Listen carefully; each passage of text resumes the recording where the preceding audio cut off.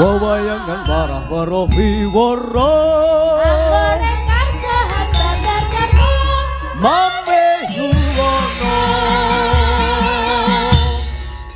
Samirono kahano terta Saryo chandra daru kartiko Sabuwana rama sadarna Hidup pujo mambe yuwono Samirono kahano terta Saryo chandra daru kartiko Sabuwana rama sadarna Hidup pujo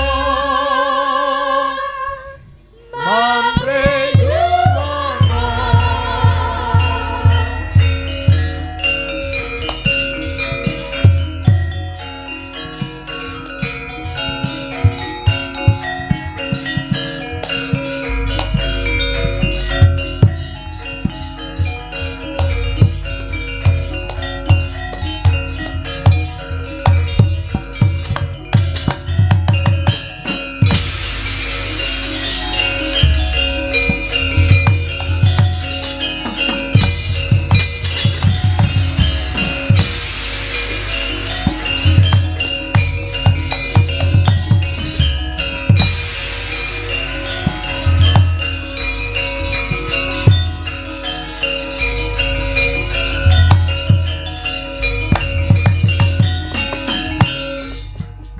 Gumuruh gumleger orek bumi Nuswantara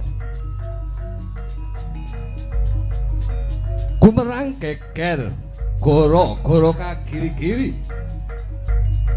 gegering kahanan awet bingunge prenatan labet saya tipising kapitayan suda kapercaya rusak tatanan kathah kang samya kecalan gondelan temah gawe gendro sadengah papan patrape kaya wong kepanjingan ngobak-obak kerukunan ora wurung kawula cilik kang dadi korban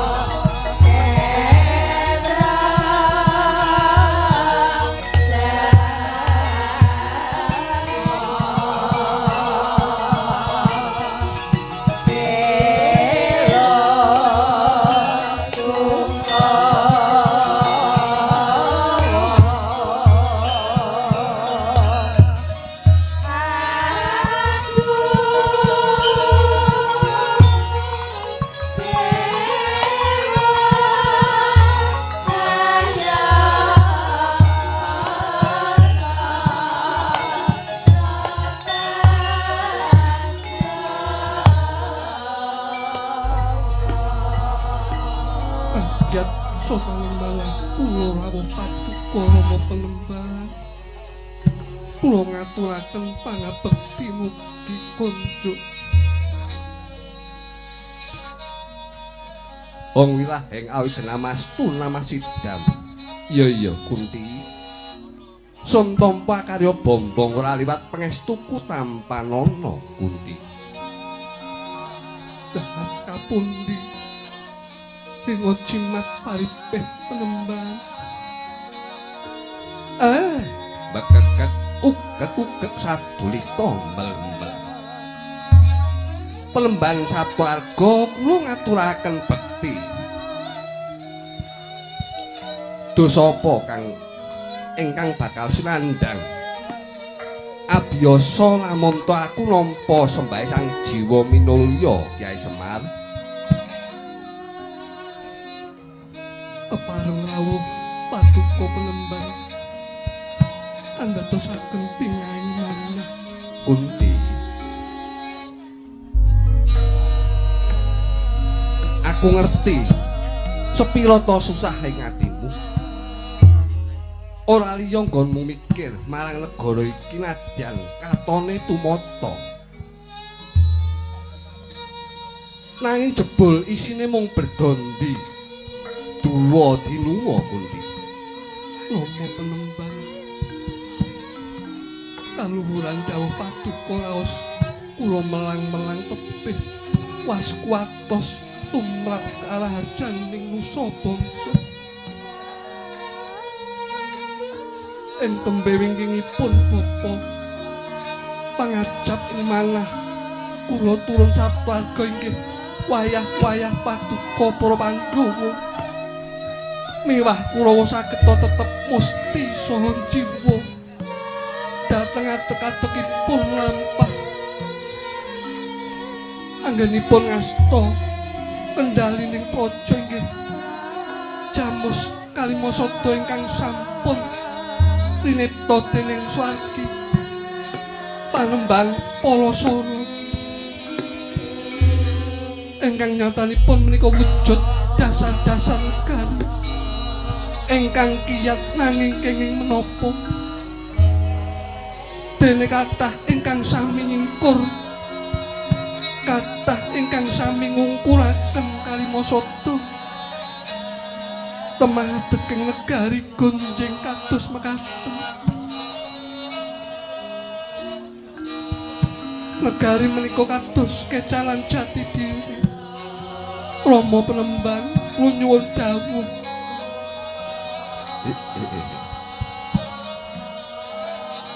Ya jagat Dewa Bathara ya jagat pangestu Kunti. Pangrasamu mau ora kleru. Salah sawijining bab kang anjalari kahanan kaya mangkene iki krana akeh wong kang pinter nanging ora kinantenan kautaman. Tegese wong pinter ora utama iku ibarat kaya wong wuta nggawa bor wanci bengi. Bisa madangi wong liya ning awake dhewe kesasar. Kunti, kepinteran kang kaya mangkono mau yen to ditindakake ana ing bebrayan negara.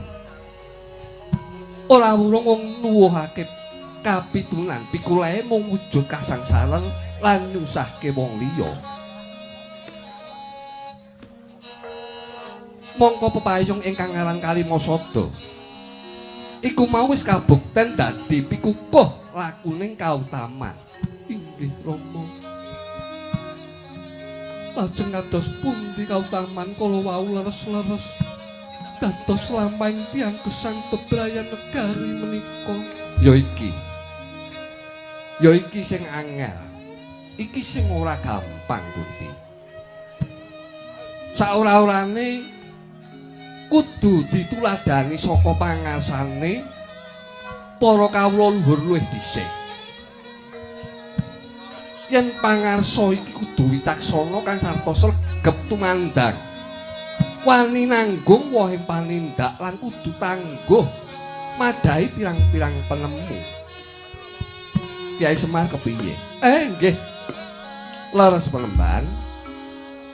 Mergi sak mangke menika kathah ingkang sami mbudi lali.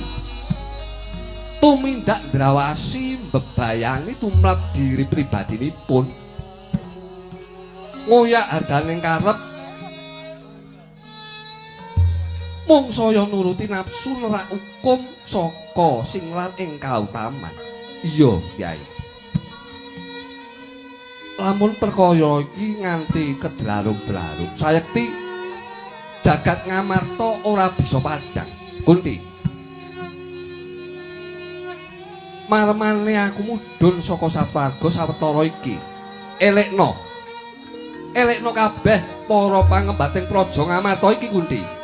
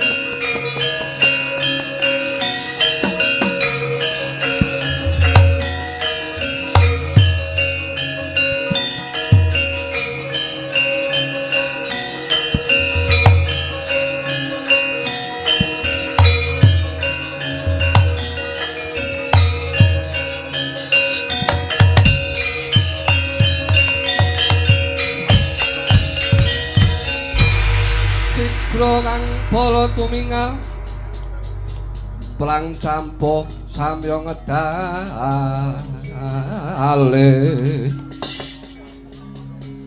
letatet weleteng godo lah salah ya yo balaku yo dunyaku yo amal-amalku dhewe kok wonten dawuh suwun marem atiku kok marem pripun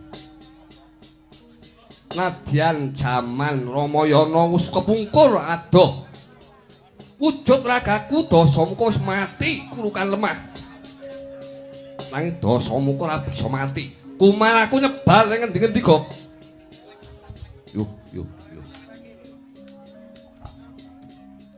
mung duwe watak nyebar elek kok ngiremen apik elek kuwi gumantung saka ngendi oleh nyawang pripun nek disawang saka laku utama mesti Dasamuka diarani elek ning delon wong sing padha laku utama kae apa utama sak utuhe endi sing utama jagat iki ra ning kautaman Belgedes loh riyen upamane enten wong utama kok lamis upama enten niku genah pun kelebon ngelmu sampeyan kula niku gumun mbiyen dimong antek mudyan mboten luwah aku malem mergo saiki aku manjing swarga iki kasuwargan tundha sanga gok nyatane aku isih bisa dadi ratu para kawula aku sing jangkep kabeh padha seba kaya jaman kalengka biyen oh alah cilaka kan cilaka piye wit biyen kok ngetutke raga ra genah ora genah piye melu kumara gentayangan kok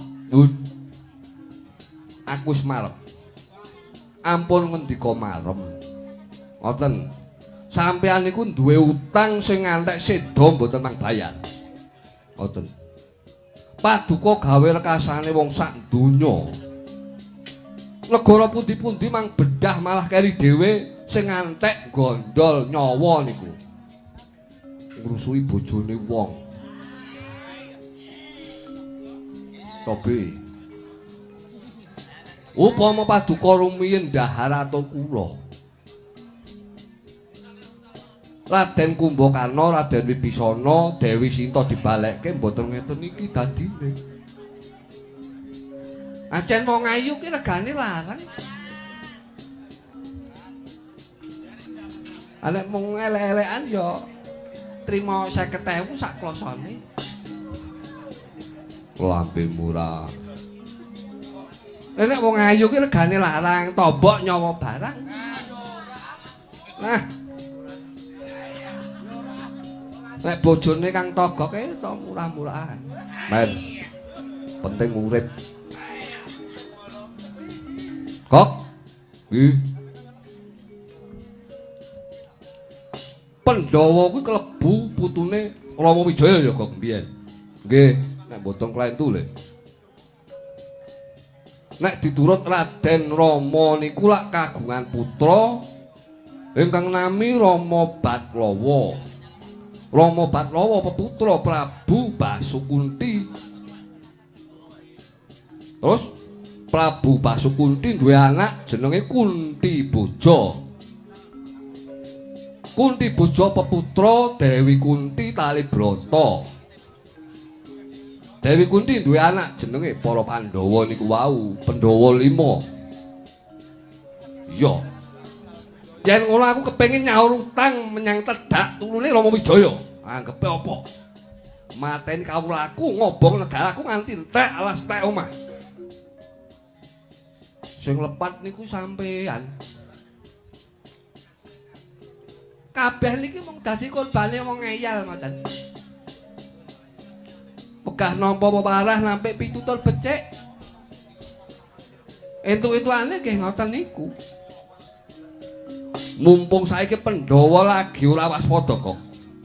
Mergo Pandhawa saiki lagi kelangan kok kecalan. Iya. Pandhawa lagi ora waspada, Pandhawa lagi seneng mukti. Pandhawa lagi kurang prihatin. Mula negarane ora tentrem mumpung wong-wonge kuwi padha ringkih. Aku arep golek cara, aku arep mancing ana sakjroning banyu butek.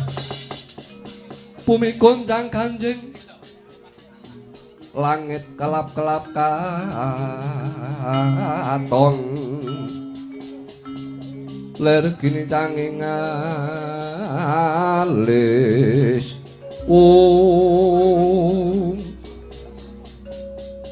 Sampean ajeng mancing ten banyu butek. Yo, niku lire pripun awit kula niki nek ngetutke sampean niku malah bingung. Bingung piye kok? Paman Plasta Ibrajit Risiyah kabeh sing jangkep klumpono. Wong-wong sing julik mlebu Nagara Ngamarta. Nggih. Kepalengipun nyebarno kapitayan sing clenek. Beda agama gawen Suraya. Tunggal suku gawen padu. Nyeluk buta sing ngaran jenenge Narkoba Yaksa. Rusakan wong Ngamarta kok. Nggih, sendika wis tak dawuh.